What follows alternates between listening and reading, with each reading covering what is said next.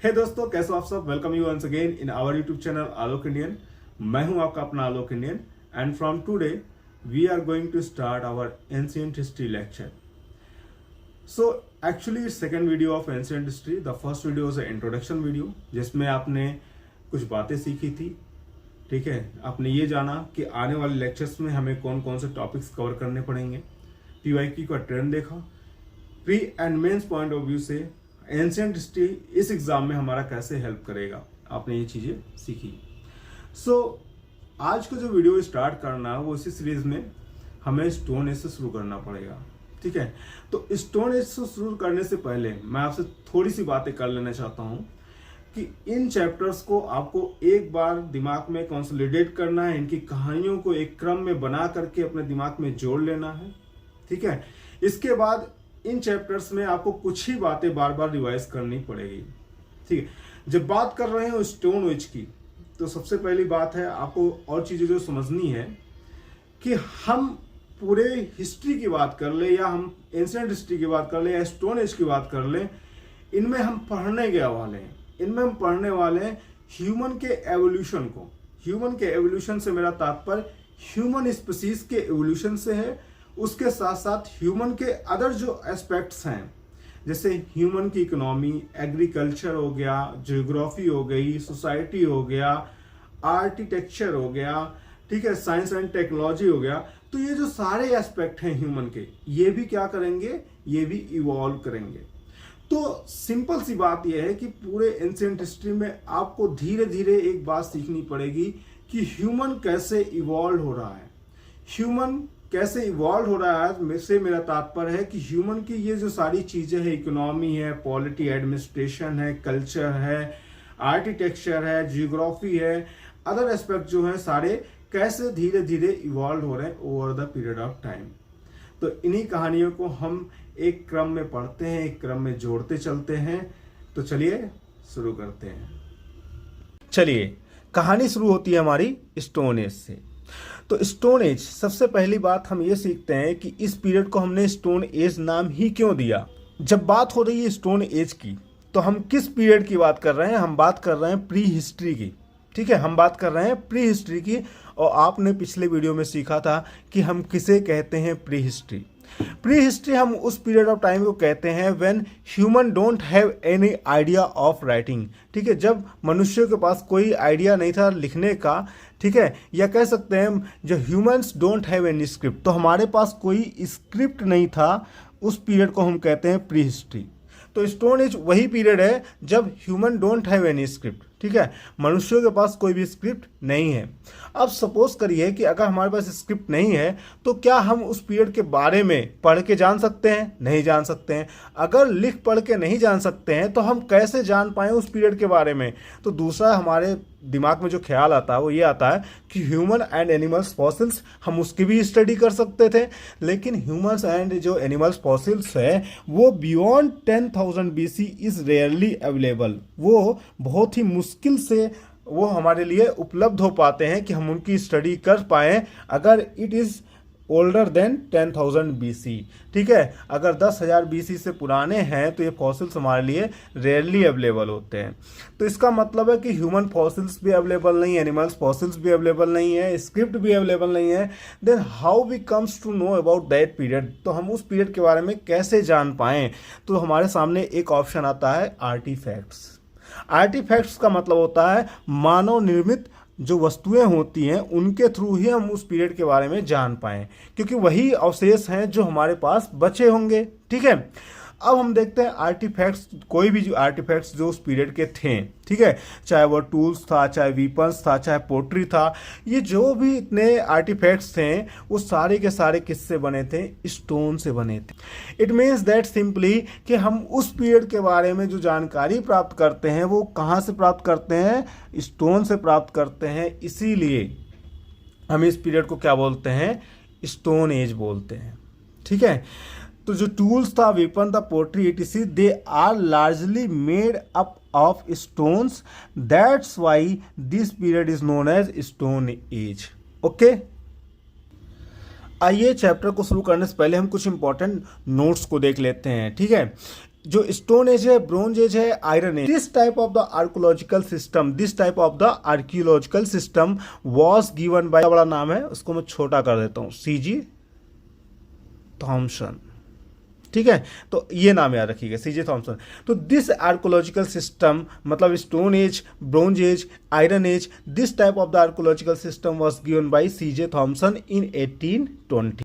One more important notes is, country का जो first archaeological सर्वे था, कंट्री का फर्स्ट आर्कियोलॉजिकल सर्वे था, वो स्टार्ट हुआ 1863 में। 1863 में स्टार्ट होता है बाय रॉबर्ट ब्रूस फूट के द्वारा, and therefore Robert Bruce Foote is known as the father of Indian pre history. Indian pre history का इनको हम फादर कहते हैं, ठीक है। एक और बात है कि 1884 में ही डिस्कवर्ड, उन्होंने मतलब रॉबर्ट ब्रूस फूट ने डिस्कवर्ड किया था बेलम केव को, जो कि कहाँ है, आंध्र प्रदेश में है, ठीक है। एंड ये जो बेलम केव है वो हमारे देश का, हमारे इंडियन सब कॉन्टिनेंट का सेकेंड लार्जेस्ट केव है, दूसरा सबसे बड़ा गुफा है, ठीक है।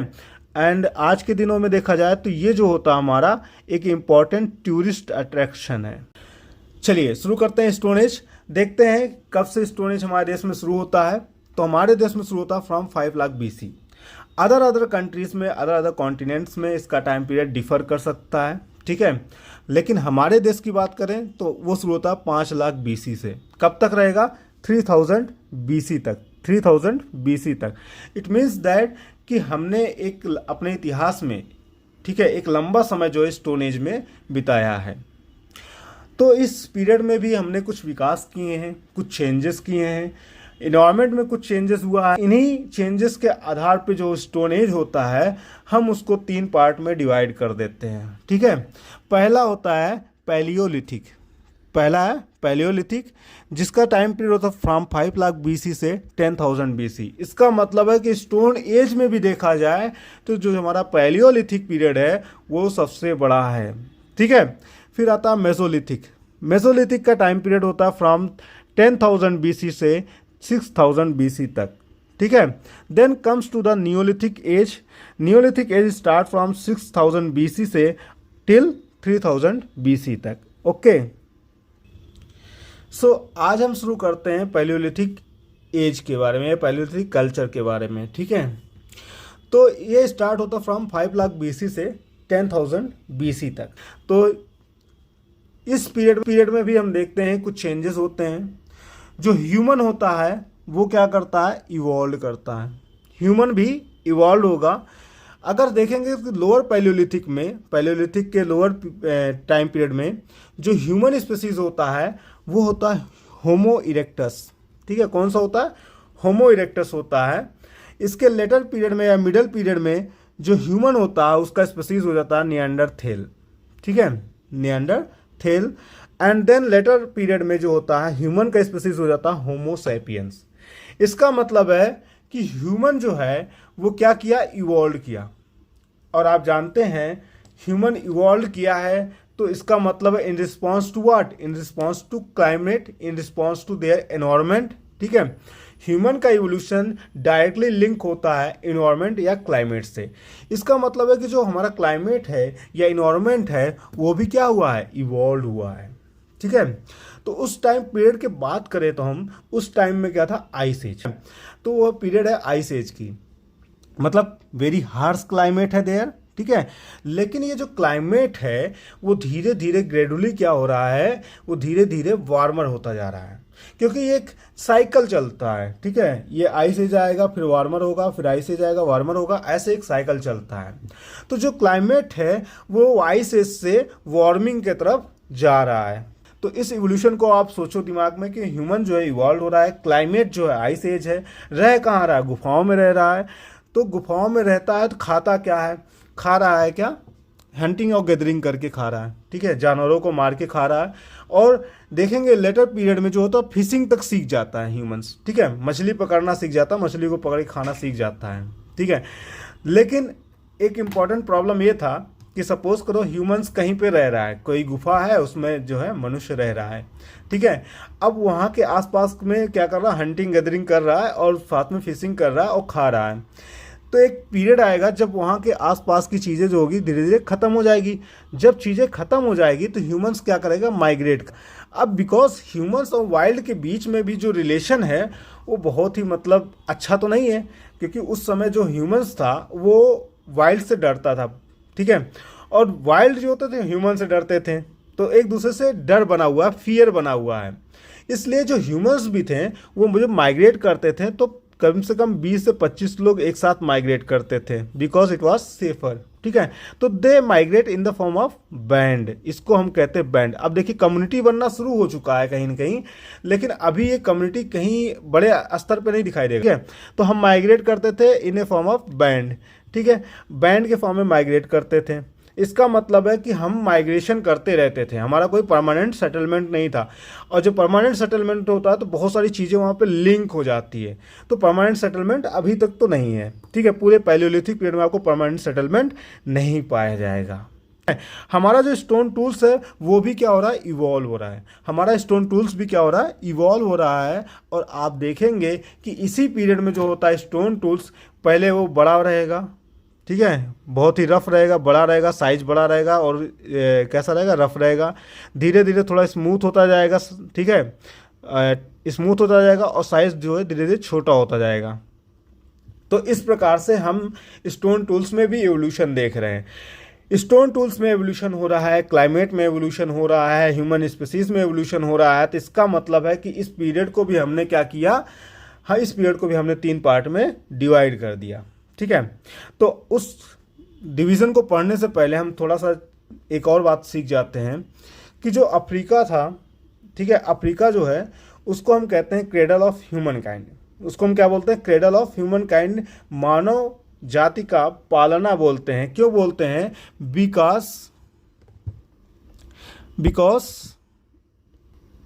because some of the earliest ancestor of modern humans was born there।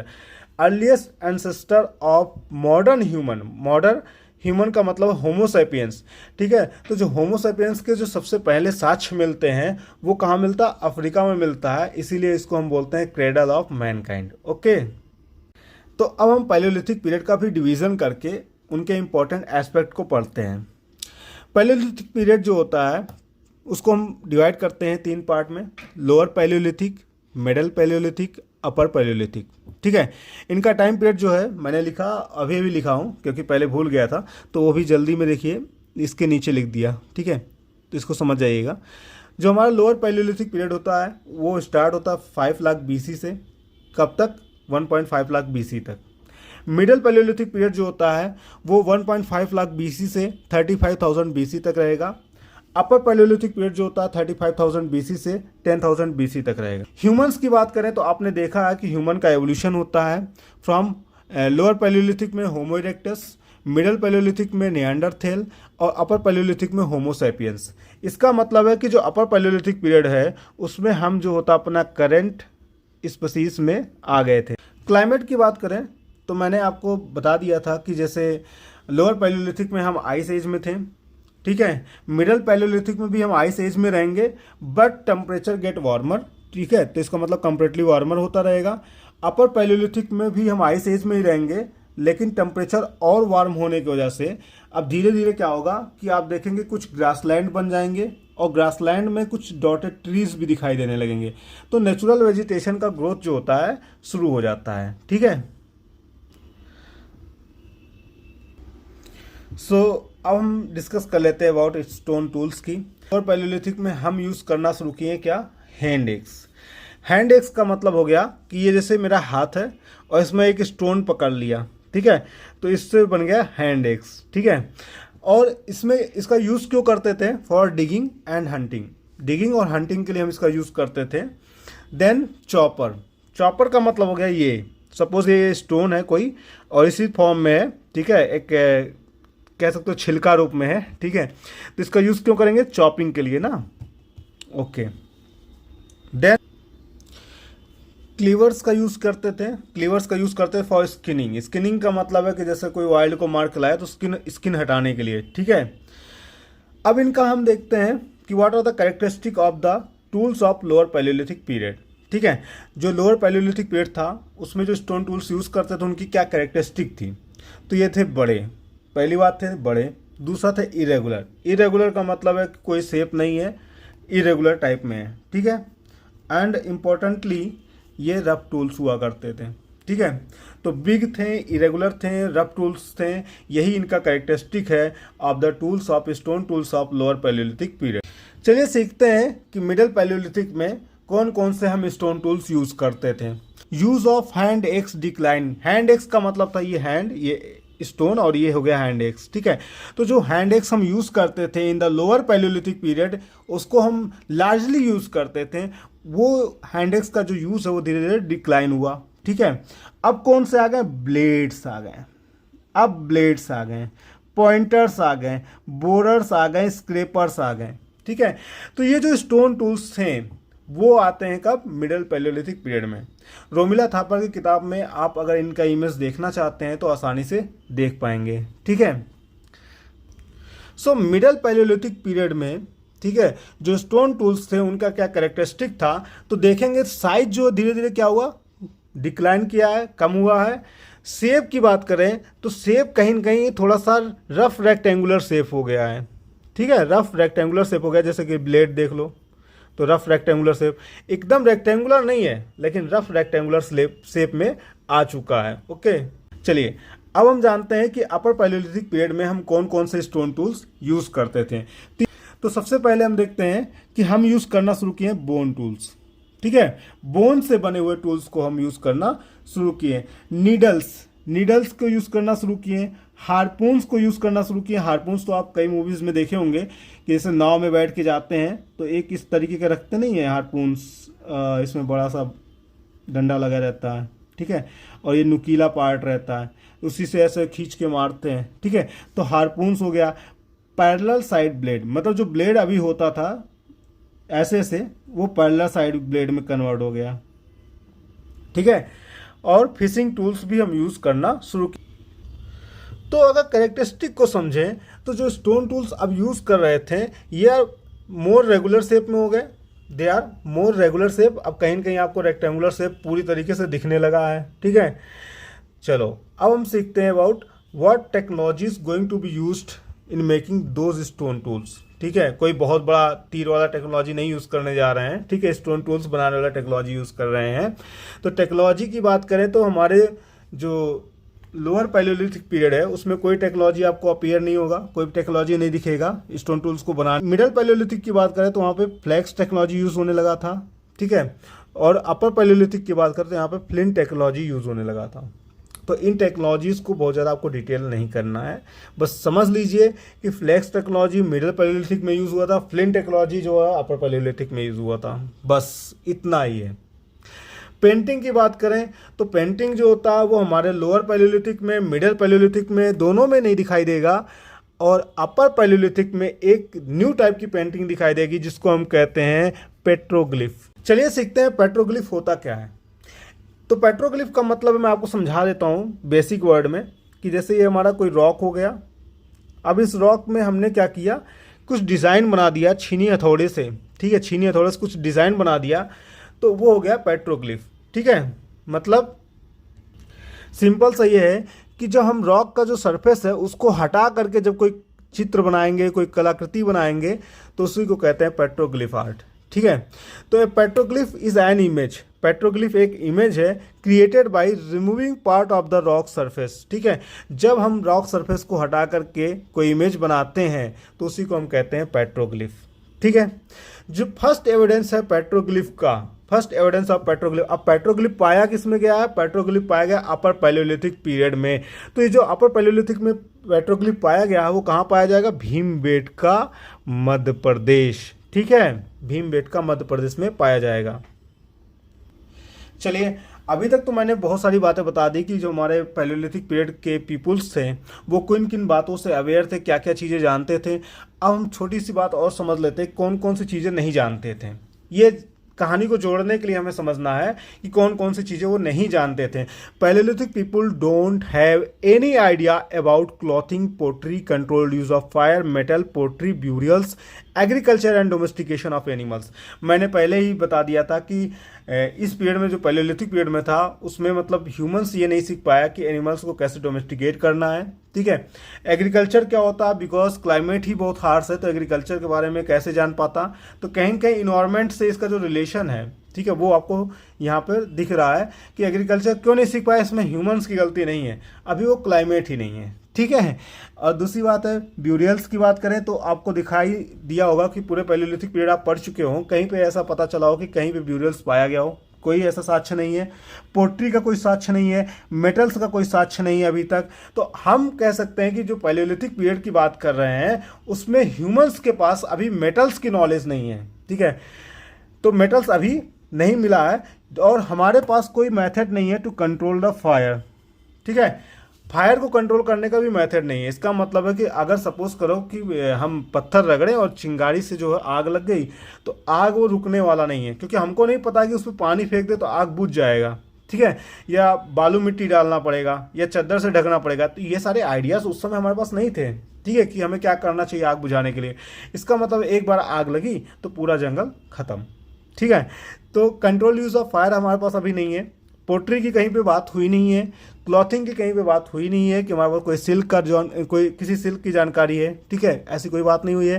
तो कहने का मतलब है पैलियोलिथिक पीरियड में हमारे पास सिर्फ और सिर्फ जानकारी क्या थी कि हम पत्थर से जो है कुछ औजार बनाना सीख गए थे। उन औजारों को हम जो है और एडवांस करते चले गए लोअर पैलियोलिथिक पीरियड से अपर पैलियोलिथिक पीरियड तक। ठीक है, हमारा बस ऑक्यूपेशन जो मेन ऑक्यूपेशन था वो था हंटिंग, गैदरिंग एंड फिशिंग। ठीक है, और हम कैसे मतलब मूव करते थे, बैंड के फॉर्म में मूव करते थे बिकॉज इट वाज सेफर। तो यही सब इंपॉर्टेंट पॉइंट है जो मैं पहले ही डिस्कस कर चुका हूँ आपसे। अब देख लेते हैं कौन कौन से इंपॉर्टेंट साइट्स हैं हमारे पैलियोलिथिक पीरियड के। ठीक है, तो पैलियोलिथिक पीरियड की बात करें तो सबसे इंपॉर्टेंट साइट आता है बारी, महाराष्ट्र। महाराष्ट्र में बारी नामक जगह है। ठीक है, माना जाता है कि it is the earliest and lower Palaeolithic site बारी। ठीक है, तो सबसे पहले हमें जो एविडेंस मिलता है पैलियोलिथिक पीरियड का वो मिलता है बारी से। ठीक है, इसके बाद भीमबेटका, मध्य प्रदेश, भीमबेटका है। ठीक है, मध्य प्रदेश में आप देखेंगे। सोहान वैली है, पंजाब पाकिस्तान। ठीक है, सोहान वैली पंजाब पाकिस्तान में है। बेलन वैली यूपी में है। बेलन वैली कहाँ पे, यूपी में है। डिडवाना कहाँ है, राजस्थान है। ठीक है, डिडवाना कहाँ है, राजस्थान है। चिकरी नेवासा कहाँ, महाराष्ट्र है। चिकरी नेवासा महाराष्ट्र। नागार्जुन कोंडा आंध्र प्रदेश। चलिए इन साइट्स को एक नज़र में देख लेते हैं। ठीक है, सबसे पहले हम देखते हैं सोहान वैली कहाँ है, पंजाब पाकिस्तान में। ठीक है, सेकेंड है डिडवाना, राजस्थान। भीमबेटका मध्य प्रदेश। नर्मदा नदी ये है, ये भीमबेटका। ठीक है, ये भीमा रिवर और इसके ऊपर देखिए चिकरी नेवासा है। भीमा रिवर के नीचे जो है बारी है। तो ये नदी किनारे क्यों रहते थे, बिकॉज फॉर द वाटर। ठीक है, और बेलन वैली ये यूपी में है। बेलन वैली यूपी। ओके, नीचे आएंगे तो यहाँ पे आपको दिख रहा होगा ये है कृष्णा रिवर और यहाँ पे है नागार्जुन कोंडा। यहीं पे नागार्जुन कोंडा है। नीचे है हमारा पोलावोरम जो चेन्नई के जस्ट नीचे पड़ता है। ये है तमिलनाडु। ये कहाँ पे पड़ेगा, नागार्जुन कोंडा आंध्र प्रदेश। ठीक है, तो ये हो गया हमारे इंपॉर्टेंट पैलियोलिथिक साइट्स के बारे में। चलिए मिलते हैं नेक्स्ट वीडियो में और शुरू करते हैं mesolithic and then after mesolithic I will start with the neolithic period. ठीक है, ओके, थैंक यू।